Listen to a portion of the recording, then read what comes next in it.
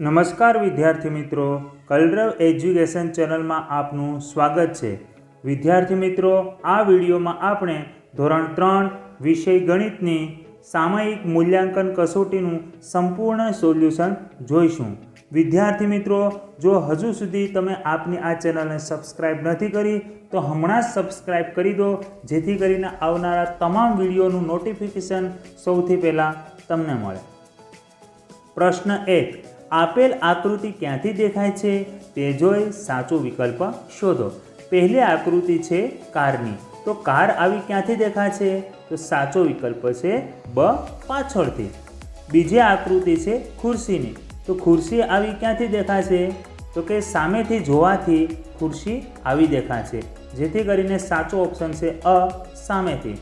ત્રીજી આકૃતિ છે વાંદરાની, તો વાંદરો આવો તમને ક્યાંથી દેખાશે? તો કે અ, સામેથી। ચોથી આકૃતિ છે કરોળિયાની, તો કરોળિયો તમને આવો ક્યાંથી દેખાશે? તો કે ડ, ઉપરથી। પાંચમી આકૃતિ છે ઘોડાની, તો ઘોડો તમને આવો ક્યાંથી દેખાશે? તો કે ક, બાજુથી। બાજુમાં જોવાથી તમને ઘોડો આવો દેખાશે। પ્રશ્ન 2, નીચે આપેલ બિંદુઓની ગોઠવણીમાં નીચેના અંગ્રેજી મૂળાક્ષરોના ડબલ લાઇન ચિત્રો દોરો। અહીંયા તમને કેટલાક અંગ્રેજી મૂળાક્ષરો આપેલા છે, તેને તમારે ડબલ લાઇન અક્ષરોમાં દોરવાના રહેશે। E, N, H, T, Z। અહીંયા તમને ઉદાહરણ તરીકે એફનું ડબલ લાઇન ચિત્ર દોરેલું આપેલું છે, તેવા ચિત્રો તમારે અહીંયા દોરવાના રહેશે। મેં તમને અહીંયા અંગ્રેજી મૂળાક્ષરોના ડબલ લાઇનવાળા ચિત્ર દોરી આપેલા છે, તેવી રીતે તમારે તમારા એકમ કસોટીની બુકમાં પણ આવા ચિત્રો દોરવાના રહેશે। E, N, H, T અને Z। પ્રશ્ન 3, નીચે આપેલ સંખ્યાઓની પેટર્નની ખાલી જગ્યા પૂરો। પહેલું છે 451, 461, 471, 481। વિદ્યાર્થી મિત્રો, અહીંયા તમે જોઈ શકો છો, જેમ જેમ સંખ્યા આગળ વધે છે તેમ તેમ 10-10નો વધારો થતો જાય છે।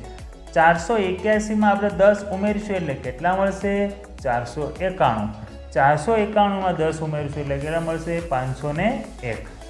બીજું 640, 630, 620 અને 610। અહીંયા 10-10નો ઘટાડો થતો જાય છે, એટલે આપણે 10 બાદ કરીશું એટલે હવે પછીની સંખ્યા આપણે મળશે। 610માંથી 10 બાદ કરશું એટલે 600, 600માંથી 10 બાદ કરશું એટલે 590।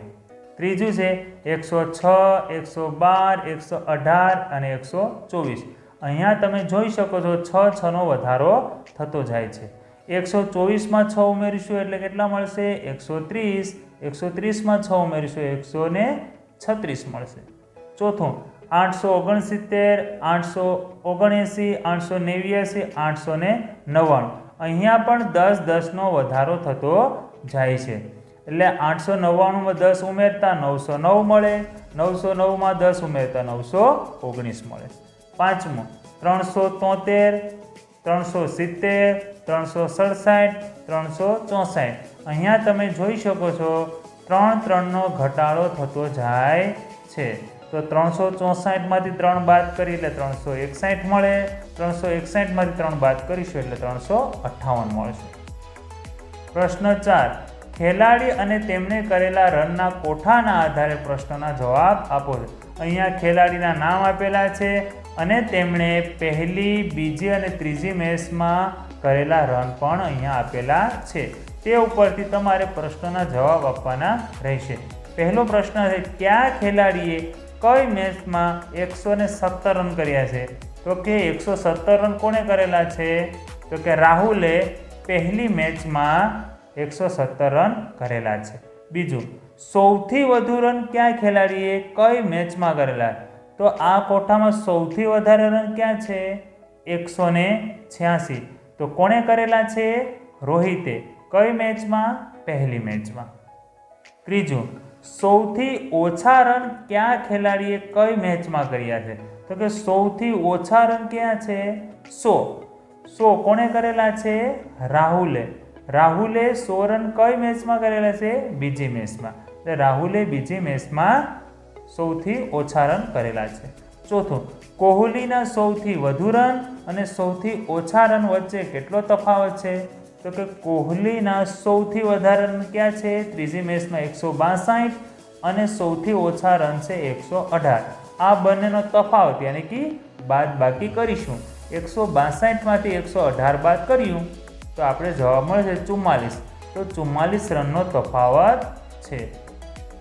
પ્રશ્ન 5, વિભાગ અ ને સાચી રીતે વિભાગ બ સાથે જોડો. પહેલું છે 589. તો કે 589 ક્યાં છે? અહીંયા. તો તમારે 589 ને જોડી દેવાના છે. બીજું છે 500 + 70 + 9. તો સરવાળો કેટલો થશે? 579. તો આ બંનેને તમારે જોડી દેવાના છે. ત્રીજું 859. તો 859 ક્યાં છે? અહીંયા. તો આ બંનેને પણ તમારે એકબીજા સાથે જોડી દેવાના રહેશે. ચોથું છે 800 + 60 + 9.